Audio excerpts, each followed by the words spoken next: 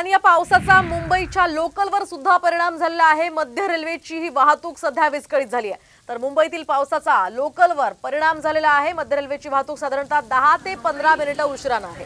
यामध्ये कसारा कर्जतहून मुंबईकडे जाणाऱ्या लोकलने या ठिकाणी प्रवास करणाऱ्यांचे हाल होत आहेत। या सगळ्या लोकल सध्या उशिराने धावतात, त्यामुळे चाकरमान्यांचे रोज प्रवास करणाऱ्यांचे प्रचंड हाल होत आहेत।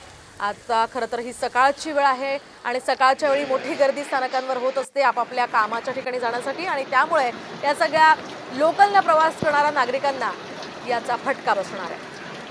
मुसळधार पावसामुळे अनेक लोकल रद्द करण्यात आलेले आहेत आणि या संदर्भात आपण अधिक माहिती जाणून घेऊयात आमच्या प्रतिनिधी वैदेही काणेकर यांच्याकडून। वैदेही, काय सांगाल, सध्या मुंबईकरांना पुन्हा एकदा पावसाचा हा फटका बसलेला आहे, लोकल उशिराने आहेत, काय अधिकची माहिती आहे? नक्कीच आपण बघतोय की सध्या मुंबई आणि उपनगर परिसरामध्ये मोठ्या प्रमाणात पावसाने हजेरी लावलेली बघायला मिळत आहे आणि अगदी रात्रीपासूनच हा मुसळधार पाऊस पडत असल्यामुळे त्याचा निश्चितच परिणाम जो आहे तो जनजीवनावर आपल्याला बघायला मिळत आहे। आपण बघतो की अनेक सखल भागामध्ये जे आहे ते पाणी भरलेलं बघायला मिळत आहे। अनेक रस्ते देखील जलमय झालेले आहेत आणि याचा परिणाम वाहतुकीवर देखील सध्या बघायला मिळत आहे।